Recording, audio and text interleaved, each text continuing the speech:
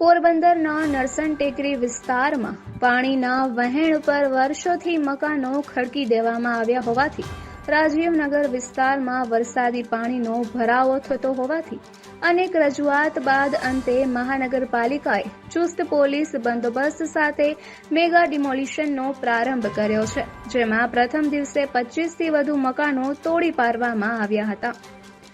પોરબંદરના રાજીવનગર વિસ્તારમાં ગત ચોમાસે જળબંબાકાર જેવી સ્થિતિનું નિર્માણ થયું હતું। દિવસો સુધી ઘરોમાં પાણી ભરાયેલા રહ્યા હતા અને લોકોને વ્યાપક નુકસાન થયું હતું। આથી સ્થાનિકોએ અનેક વખત રજૂઆત કરી જણાવ્યું હતું કે નરસણ ટેકરી સાંઈબાબાના મંદિર આજુબાજુના વિસ્તારમાં વરસાદી પાણીના નિકાલ માટે આવેલ કેનાલ અને પાણીના વહેણ ઉપર ઘણા લાંબા સમયથી ગેરકાયદેસર બાંધકામો ખડકાઈ ગયા છે, જેના લીધે વરસાદી પાણીનો નિકાલ થઈ શકતો નથી।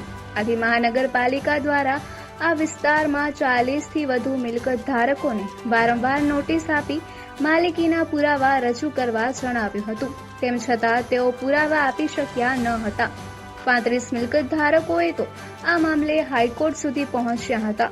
આથી હાઈકોર્ટે પણ મ્યુનિસિપલ કમિશનરને સુનાવણી હાથ ધર્યા બાદ જ ડિમોલિશનની કામગીરી કરવા સૂચના આપી હતી। ત્યારબાદ મ્યુનિસિપલ કમિશનર દ્વારા તમામ મિલકત ધારકોને બોલાવી સુનાવણી હાથ ધરવામાં આવી હતી અને તમામને આખરી નોટિસ આપવામાં આવી હતી। ત્યારબાદ શનિવારથી મેગા ડિમોલિશન કામગીરી હાથ ધરવામાં આવી હતી। 3 પોલીસ સ્ટેશનના સ્ટાફ ઉપરાંત એસપી સહિત 140 પોલીસ કર્મીઓના કાફલા તેમજ પીજીવીસીએલ ટીમને સાથે રાખી મેગા ડિમોલિશન કામગીરી હાથ ધરવામાં આવી હતી। પ્રથમ દિવસે 25થી વધુ પાકા મકાનો તોડી પાડવામાં આવ્યા હતા। જોકે એક દિવસ અગાઉ જ તમામ રહેવાસીઓને જગ્યા ખાલી કરવા સૂચના આપવામાં આવી હોવાથી તમામ મિલકત ધારકોએ પોતાની ઘરવખરી અન્યત્ર ખસેડી લીધી હતી। અનેક લોકોએ ભાડાનું મકાન શોધી લીધું હતું। હજુ આગામી સમયમાં પણ કામગીરી ચાલુ રહેશે તેવું મનપાના સૂત્રોએ જણાવ્યું હતું।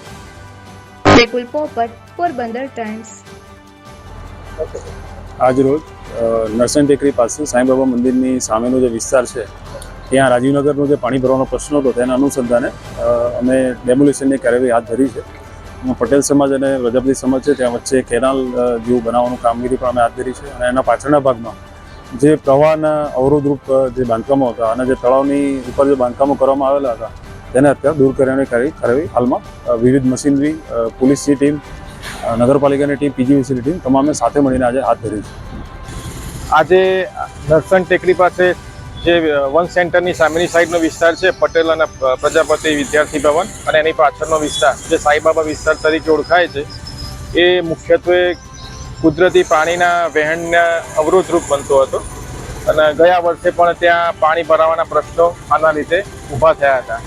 તો આજે મહાનગરપાલિકા, મહેસૂલી તંત્ર અને પોલીસ તંત્રની ટીમોએ કાયદાની પ્રોસિજર અનુસરીને આજે દબાણ દૂર કરવાની કામગીરી હાથ ધરી છે।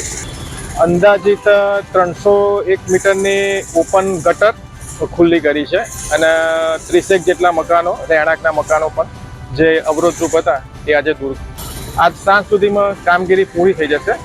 આજે સવારે 7 વાગ્યાથી કામગીરી આપણે શરૂ કરી દીધી છે। 5 હિટાચી મશીન અને બીજા સ્ટાફ સાથે વહેલી સવારથી જ આ કામગીરી શરૂ થઈ હતી, એટલે આજે કામગીરી સાંજ સુધી પૂરી થઈ જશે। હા, એ જે નિયમો મુજબ કામગીરી કરવાની થતી છે એ બધી થશે।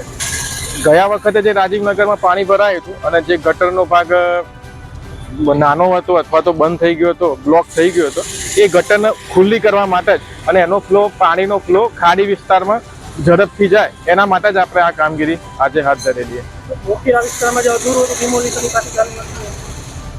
સોરી, બોકીરા આવાસ યોજનામાં જે 5 વર્ષથી ચાલુ પણ જ્યારે બાર અટકાયું કામ ડિમોલિશનનું એ ચાલુ જ નથી। અચ્છા, બોખીરા વિસ્તારમાં જે કામગીરી આપણે સમય વચ્ચે આપે તો એ પ્રક્રિયા ચાલુ જ છે અને એને પણ સમયાંતરે એને હાથ ધરવામાં આવશે।